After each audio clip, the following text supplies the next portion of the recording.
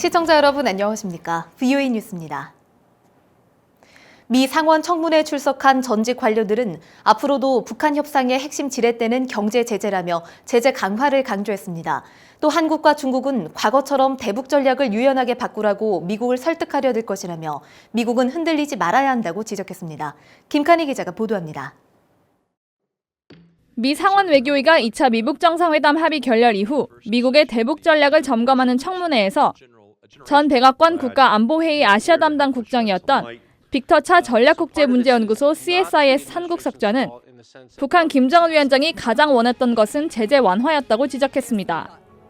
북한은 핵무기는 포기하지 않고 제재 완화를 요구하는 과거식 협상 전략을 쓰고 있다면서 그렇기 때문에 추가 대북 제재가 필요하다고 강조했습니다.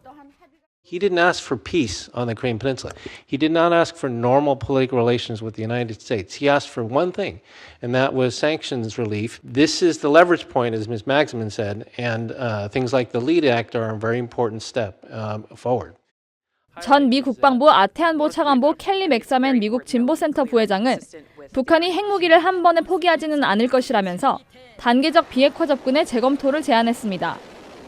우라늄 농축이나 재처리 시설 동결 등의 조치로 한정적 제재 완화를 허용한 뒤 약속을 어기면 다시 제재하는 방식입니다. These can be things that we look for in an interim deal in exchange for very limited and reversible sanctions relief with potential snapback.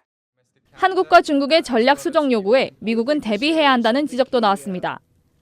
한국과 중국은 과거에도 협상이 교착되면 미국에게 유연한 대북 접근법을 요구했다면서 미국은 흔들리지 말아야 한다는 설명입니다. Those who want to see continued diplomatic progress, like the South Koreans and the Chinese, will invariably come to us, complain about the North's behavior, empathize with our frustrations, and then ask Washington to be more flexible. 차 석좌는 이어 한국의 문재인 대통령은 한반도의 통일이 아니라 한나라 두 체제, 즉 연방제를 만드는 것이 목표라고 주장했습니다. 또 문 대통령은 경제적 인센티브를 이용해 북한을 대화 테이블로 이끌어내려 하지만 이것은 미국의 대북 제재 이행 전략을 약화시킨다고 지적했습니다. VOA 뉴스 김칸희입니다. 국무부가 대북 제재를 이행하기 위해 중국과 협의하고 있으며 현행 제재들은 그대로 유지된다고 밝혔습니다. 미 합참의장은 최근 한반도 대비 태세를 점검했으며 외교 노력에도 불구하고 북한군 태세는 별다른 변화가 없다고 말했습니다. 박승혁 기자입니다. 국무부는 정례 브리핑에서 스티븐 비건 대북정책 특별대표의 중국 베이징 방문과 관련해 미국은 북핵 문제 해결을 위해 중국과 지속적으로 협의하고 있다는 입장을 밝혔습니다. We consult regularly with China. Our goal remains the same, and that's something that we are continue to pursue with China. 비건 특별대표는 베이징에서 쿵시안 유 중국 외교 부부장 등 당국자들과 만난 것으로 전해졌습니다. 지난주 트럼프 대통령의 제재 취소 트윗과 관련한 질문에는 현행 제재들이 모두 그대로 시행될 것이라는 백악관 입장을 재확인했습니다. 그러면서 북한이 원하는 안보와 경제 발전을 이루려면 대량 살상 무기를 포기해야 한다고 강조했습니다. 최근 스페인 마드리드에서 일어난 북한 대사관 침입 사건에 대한 질문에는 미국 정부가 개입하지 않았다고 선을 그었습니다.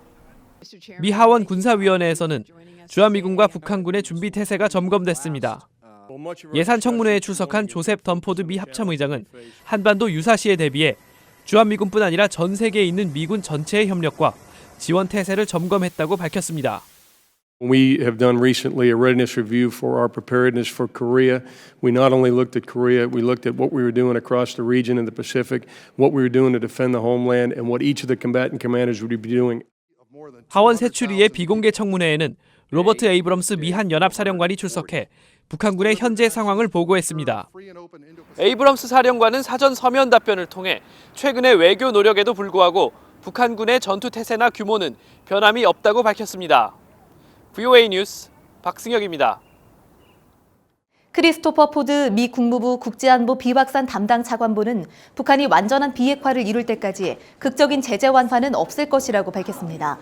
포드 차관보는 26일 제네바 유엔 본부에서 열린 기자회견에서 미국의 목표는 최종적이고 완전하게 검증된 북한의 비핵화, 즉 FFVD라며 이같이 밝혔습니다. 포드 차관보는 이어 북한이 전략적인 선택을 하도록 독려하기 위해 유엔 안보리 결의들을 이행하고 북한에 대한 지속적인 압박이 중요하다고 강조했습니다.